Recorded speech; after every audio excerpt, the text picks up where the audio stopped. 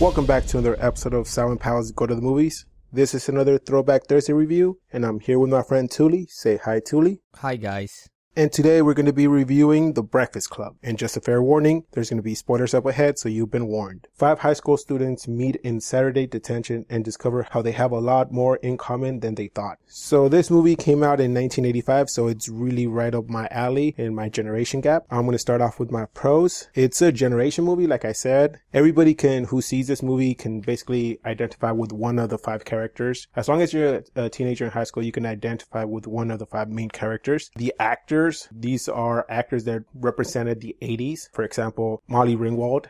She's an iconic 80s character, and we've seen her in other movies by the same director. Not only her, but there's other actors in this movie that we've seen them in other movies. For example, Emilio Estevez, we seen them in The Mighty Ducks. So we see these people take a role that represents us in high school, or anybody who's watching. Even if you're an adult, you can identify in your high school years. There's a thing that I really want to point out as a big pro on my end. It's what the dialogue in the scene when you see them sitting around in a circle and telling each other their story, why they're there, or what got them into detention. In that scene, the director didn't give them a script. He let them ad-lib. So having the director leave this ad-lib in there, it basically allowed the actors to take the characters they are representing and make up their own backstory and make it believable. Now on to my cons. There are very little cons to this movie. One of my biggest cons of the movie is when they're in the library and they're smoking. That's not really believable because who wouldn't go into the library and smell marijuana? So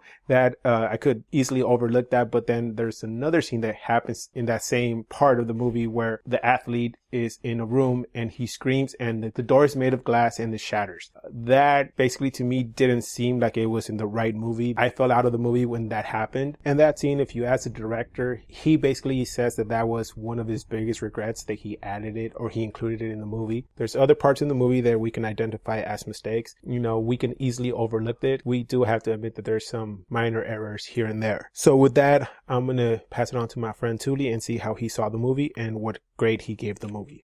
So it's kind of ironic that we ended up reviewing this movie as of the day that we did, because on my way home today, funny enough, on the radio, the song Don't You Forget About Me, which was sung by Simple Minds, came on right when I got home. Yeah, it was the opening song to this film and also the ending song to it as well. And it's pretty difficult for me to not think about The Breakfast Club whenever I hear this tune. So just in retrospect to this particular song, the movie stands out because it's just, like I said, difficult to not think about it whenever I hear it. And I do hear this song quite a bit because it gets played on the classic radio station that I normally tune into. If anything, this film, which I do realize it's part of movie culture or entertainment culture, a lot of things have spawned out of this. And, in retrospect to the references that's used in other media, all the memes that have come out of this film. Yeah, I mean, it's just hard not to consider this as a classic in its own right. The premise is pretty simple, nothing too over the top. As Al mentioned, it's mostly about these kids who on the surface don't appear to have a lot of things in common, but when things hit the fence and they want to talk about the sort of problems that they endure in life, they do share that common aspect of having to deal with their parents and the sort of pressure that's put on upon them and the way they deal with these through various coping mechanisms. Of course, some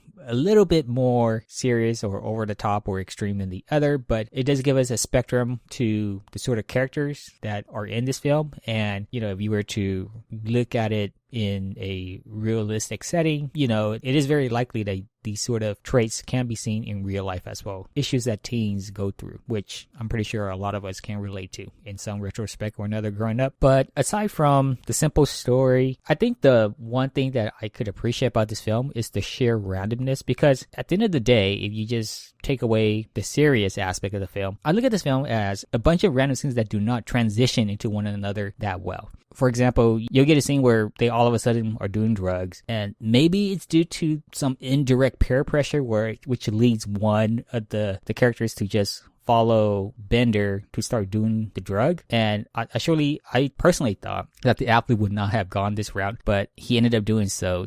And based on what happened to the athlete, aka Andrew, and Bender, aka John, who was portrayed as the criminal, the renegade, I wouldn't have expected Andrew to sort of follow suit and for him to just stay away from him at that point. So like, it didn't make sense from that retrospect. So I kind of just looked at it as random things that the kids were doing as they were spending time at school to serve their detention period. So if I were just looking from that perspective, the film was enjoyable. To me, I think my favorite scene was when you saw each of the characters reveal what they brought for lunch. It really resembled who these characters were and the sort of lifestyle they came from. And the two characters who really got to me were actually Andrew, the athlete, because you saw the amount of food he brought and how the other characters were just reacting to the amount of sheer food that he was going to consume. And then you see Allison, who was probably the weirdest out of the bunch, I would say, because she sprinkled some sugar onto her bread and then some cereal as well. And then she started consuming that. And I thought like, okay, I see where at least the athlete was coming from, because he needed to consume enough food to sort of burn them off as part of his regimen. But, you know, seeing Allison go one step beyond that, it just had me, you know, laughing out loud. So the film does its job in terms of making me laugh. But when the film did get serious, you know, I can relate to some of the points they were making. But in terms of like how they got to those points, it was all over the place, because at one point you would get Claire and John arguing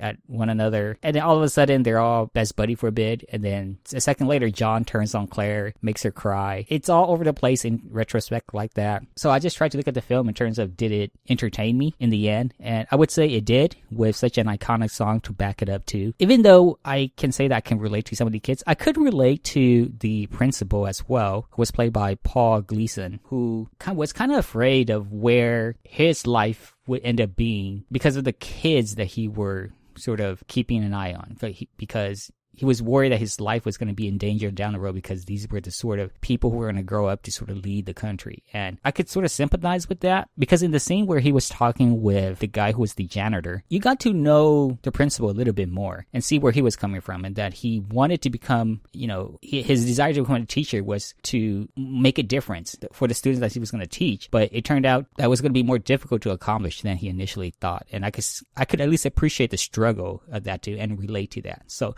I don't feel like this is just about the kids, even though it is mainly about the kids. I can definitely see that it's also about the principal, and I can relate to that.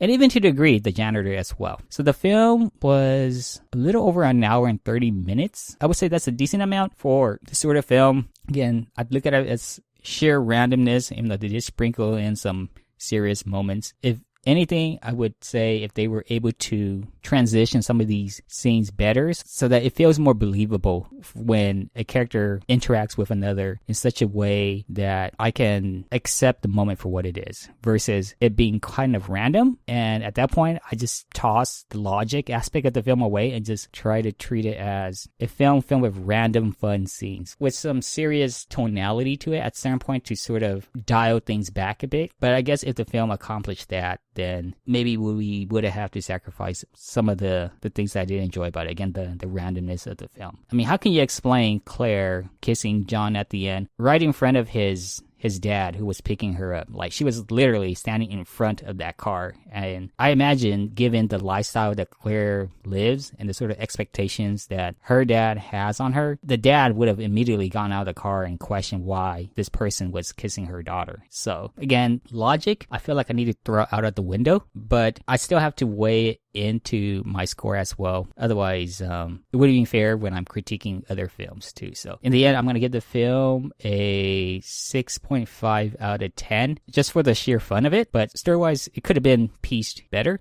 I do see the things that you pointed out, especially the scene when Molly Ringwald's kissing Bender when they're exiting detention. Like you said, it's not believable, but like I said, there's things in this movie that are not believable. I kind of looked over that and I let it go. One of the reasons is because to me, there's the most important part of this movie. It's inside the detention hall in the library and getting to know the characters deeper and their background stories. And I think they kind of had a good pace by revealing little by little of each character to the point where we start off by seeing them as Vern sees them: a jock, an athlete, a nerd, an outsider, criminal. Everybody has their category and they're labeled. This is basically how society labels them. So as the movie progresses, we start noticing that they see each other more like friends and they do share similarities. Just like the athlete sees Allison and says that they share the same home environment, having the parents basically just ignore them. They gravitate to each other in that way. And Molly Ringwald basically, with the character Bender, she basically, they're polar opposites, but like they said, she's going to use them to get back at her parents. You know, all these similarities and how they come to each other is like polar opposites, but at the same time, when we're watching this, it's all about the story. And that's what I got out of it. I mean, I do see Touly's negatives and how he deducted points from it, but then the whole idea of this being a pop culture movie, especially the song that Touly pointed out, it was made for this movie specifically. And the director, John Hughes, who has basically done 80s movies, we know 16 Candles, Breakfast Club, Weird Science, and even Ferris Bueller Day Off that we actually reviewed a while back. Just having this magnitude of 80s movies under your belt kind of makes you think that he was kind of in tune with the teenagers of that time. I'm going to basically give it a higher grade than Touly. My grade for this movie is an 8 out of 10 because I can basically give it to anybody who's in high school, and when they watch it, they can relate to it in one way or another. They can see themselves in the characters, or they say that is high school. You do get labeled in high school if you belong in certain groups. So that does it for this review of The Breakfast Club. Please join us next time. We're going to review, in honor of Valentine's Day, Sleepless in Seattle. Sam, tell me what was so special about your wife. Well, how long is your program? Please like, comment, and subscribe. You can find our social media links down below. And like always, keep watching movies.